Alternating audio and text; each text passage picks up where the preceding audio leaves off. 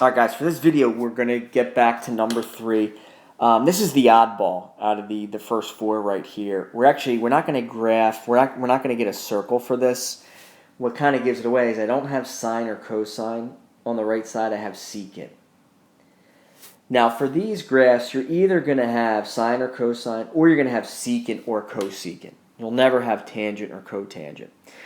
Now, if we followed the steps from number 1, 2, and 4, where we multiplied both sides by r, the one thing that kind of stumps us is, like, yeah, we would get this r squared here, but on this right side, I would have 4r secant of theta. And that really doesn't help me, because r secant of theta, that doesn't equal x, it doesn't equal y. I guess you could say it's 1 over x, but that's going to be real ugly to work with. So what we want to do is, if we have secant or if we have cosecant, let's put it back into terms of sine and cosine. All right, so this really is not going to help us. So first thing we'll do is, let's change the 4 times secant of theta.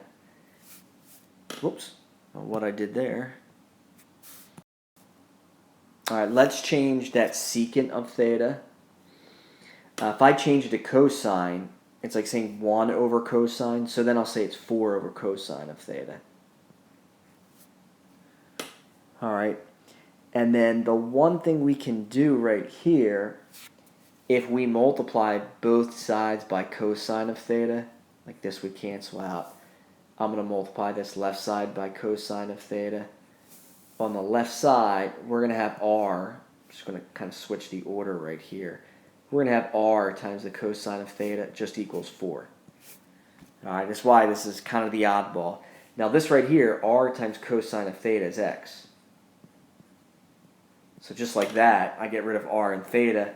And see this, I have a real simple equation, x equals 4. And this gives me a vertical line. What would happen, guys, if this was cosecant? What would wind up happening is this x, well, actually, this would be r times sine, so this x would change to y. You would get a horizontal line. All right?